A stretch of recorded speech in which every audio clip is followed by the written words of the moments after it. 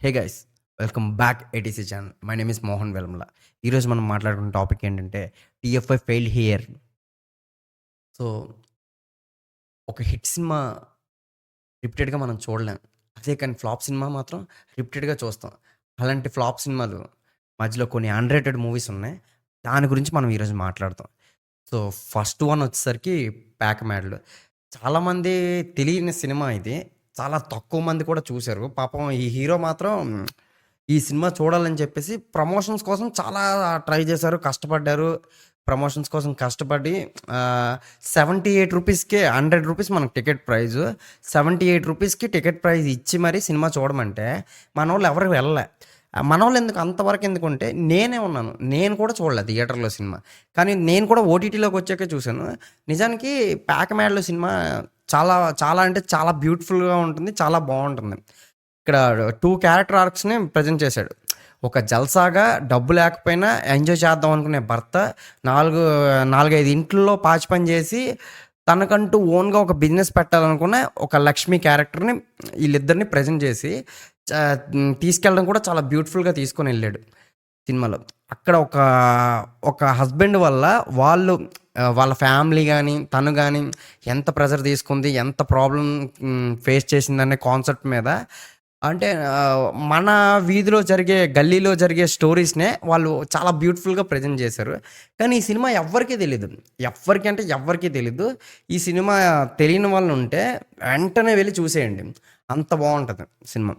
Next వచ్చేసరికి మన 'బాబు' 'గుంటూరు కారం'.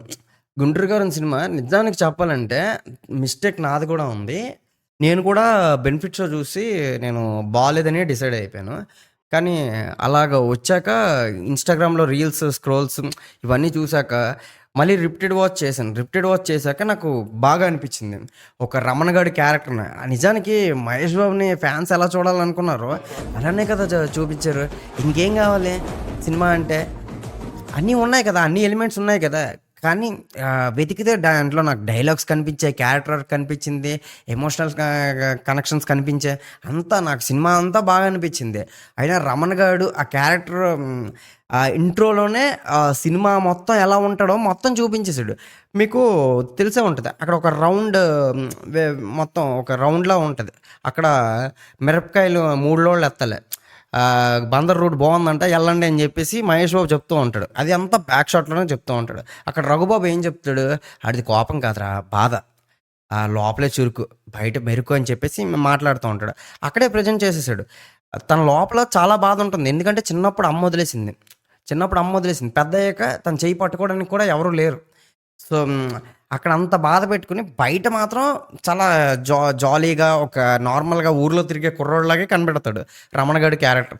కానీ అక్కడ లోపల తన బాధంతా ఒక్కసారిగా లాస్ట్‌లో రమ్యకృష్ణ బ్యాక్ షాట్‌లో ఉంటుంది. మహేష్ బాబు ఇక్కడ ఉండి తనతో చెప్తున్నప్పుడు ఆ బాధంతా అక్కడ తీరిపోతుందనమాట. అప్పుడు చిన్నప్పుడు వదిలేసిన చెయ్యి పెద్దయ్యాక తను పట్టుకెళ్తే తీసుకెళ్తుంది. అక్కడ సెటప్, ఇక్కడ పే ఆఫ్. నిజానికి చెప్పాలంటే 'గుంటూరు కారం' సినిమా చాలామందికి నచ్చుతుంది మళ్ళీ చూస్తే. కొంతమంది అంటారు రొటీన్ స్టోరీ అని. నిజమే, ఒక రొటీన్ స్టోరీని కూడా తను త్రివిక్రమ్ చాలా బాగానే చెప్పాడు. కానీ కొంచెం కాన్సంట్రేషన్ చేసి తీస్తే ఇంకా బాగుండేది, ఇంకా బాగా వచ్చేది అని నేను ఫీల్ అవుతున్నా. అదేంటో మహేష్ బాబు గారితో తీసిన సినిమాలు 3 అండర్‌రేటెడ్‌తోనే మిగిలిపోయాయి. 'కలేజా' అవ్వచ్చు, 'అతడు' అవ్వచ్చు, ఇంకా మన 'గుంటూరు కారం' అవ్వచ్చు. సో ఓకే, ఇంకో మూవీ గురించి మాట్లాడాలంటే 'ఈగల్'.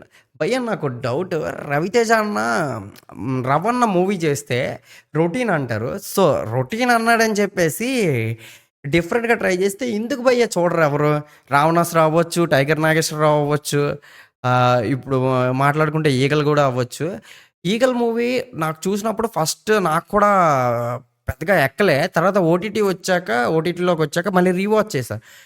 అండ్ ఆ ఫిల్మ్ మేకింగ్ గాని మొత్తం ఆ సెటప్ అంతా చాలా స్టైలిష్‌గా ఉంటుంది. అండ్ డైరెక్షన్ కూడా చాలా అంటే చాలా ప్రొఫెషనల్‌గా మొత్తం ఆ యాక్షన్ మూమెంట్స్ గాని చాలా అనిపించింది నాకు 'eagle' cinema. And Karthik Ghattamaneni అంటే చాలా ప్రొఫెషనల్‌గా తీశాడు సినిమా గూడా. సో నాకైతే 'ఈగల్' నాకు అనిపించింది. బట్ మీలో ఇంకెవరికైనా 'ఈగల్' మూవీ చూడలేదు అండ్ నచ్చలేదు అంటే ఒకసారి రీవాచ్ చేయండి ఖచ్చితంగా. నెక్స్ట్ మూవీ గురించి మాట్లాడాలంటే 'హరోం హర'. 'హరోం హర'లో స్పెషల్‌గా చెప్పాలంటే నాకు ఎక్కువ బీజీఎం నాకు చాలా బా నచ్చుద్ది. 'చైతన్య భరద్వాజ్.' 'చైతన్య భరద్వాజ్' మ్యూజిక్ అంటే నాకు యాక్చువల్‌గా ఇతన్ని ఎందుకు కన్సిడర్ చేయరో నాకు ఇప్పటికీ అర్థం కాదు.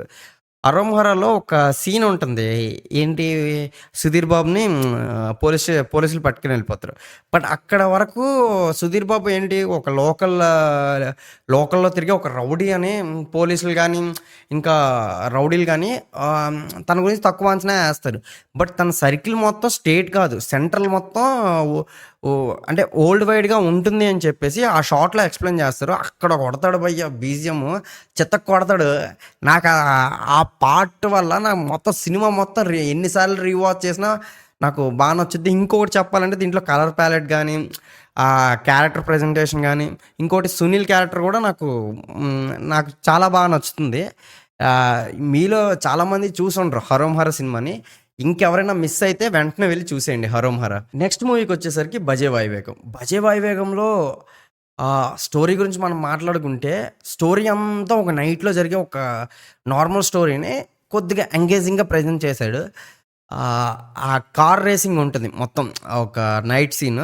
ఆ కార్ రేసింగ్ గానీ, ఇదంతా నాకు ఈ సెటప్ అంతా బానే అనిపించింది. కొన్ని షాట్స్ అయితే యాక్చువల్లీ ఈ డైరెక్టర్ సుజిత్ దగ్గర వర్క్ చేశాడంట భయ్య. ఆ డైరెక్టర్ ఎక్స్‌పీరియన్స్ గానీ, నాకు అదంతా బానే అనిపించింది. 'భజే వాయువేగం' చాలా తక్కువ, అంటే చాలా తక్కువ మంది చూసారు. అండ్ ఫాదర్ ఎమోషన్ కూడా బానే వర్కౌట్ అయింది. కానీ ఈ సినిమాకి అనుకున్నంత రిజల్ట్ అయితే రాలేదు. ఇంకా ఎవరైనా 'భజే వాయువేగం' సినిమా చూడకపోతే వెళ్ళి వెంటనే చూసేయండి. నెక్స్ట్ వచ్చేసరికి 'స్వాగ్'. 'స్వాగ్' మూవీ ఫస్ట్ ఇక్కడ నిజంగా తెలుగు ఫిల్మ్ ఇండస్ట్రీలో మనం ఈ విషయంలో మనం చాలా బాధపడాలి. 'స్వాగ్' లాంటి సినిమాని ఎలా ఫ్లాప్ చేశారో నాకు ఇప్పటికీ అర్థం కాలేదు. అసలు ట్రాన్స్‌జెండర్స్ అనేవాళ్ళు ఎవ్వరైనా సరే ట్రాన్స్‌జెండర్‌ని ఒక ట్రాన్స్‌జెండర్ పక్కన నిల్చున్నామంటేనే డిస్టెన్స్‌గా వెళ్ళిపోతారు. అలాంటి ఒక ట్రాన్స్‌జెండర్ కథని అంత బ్యూటిఫుల్‌గా చెప్పొచ్చా అని చెప్పి ఆ డైరెక్టర్ గారు ప్రెజెంట్ చేశారనమాట 'స్వాగ్‌లో'. ఈ రోజుల్లో ఒక హీరో ఒక 2 క్యారెక్టర్స్‌ని ప్లే చేయాలంటేనే చాలా కష్టపడుతున్నాడు. అలాంటిది 5 క్యారెక్టర్స్‌ని ప్లే చేశారు. నా ఫేవరెట్ క్యారెక్టర్ విభూతి క్యారెక్టర్ అంటే నాకు బాగా ఇష్టం. ఆహ్, తను ఆడపిల్లల మధ్యలో పెరుగుతాడు. పెరిగిన తర్వాత తన అలవాట్లు గానీ, తర్వాత అన్ని చేష్టలు గానీ, ఇంకా వాళ్ళతోనే అలవాటయిపోవడం వల్ల సో, అక్కడ ట్రాన్స్‌జెండర్‌గా మారిపోవడం అనేది తప్పు కాదు. అదొక అలవాటు. అది కూడా మనిషిలో ఒక జాతి అని బాగా ఎక్స్‌ప్లెయిన్ చేశాడు. సో, అలాంటి బ్యూటిఫుల్ కాన్సెప్ట్ అండ్ బ్యూటిఫుల్ స్టోరీని మన వాళ్ళు ఎందుకు ఫ్లాప్ చేశారో తెలీదు. కానీ 'స్వాగ్' మాత్రం నాకు 24లో మోస్ట్ అండర్‌రేటెడ్‌లో ద బెస్ట్ మూవీ కింద నాకు ఇప్పటికే కాదు, ఎప్పటికీ నేను 'స్వాగ్' మూవీ గురించే చెప్తాను. ద బెస్ట్ మూవీ అనే చెప్తాను. ఇంకా ఎవరైనా 'స్వాగ్' మూవీ చూడకపోతే వెంటనే వెళ్లి చూసేయండి.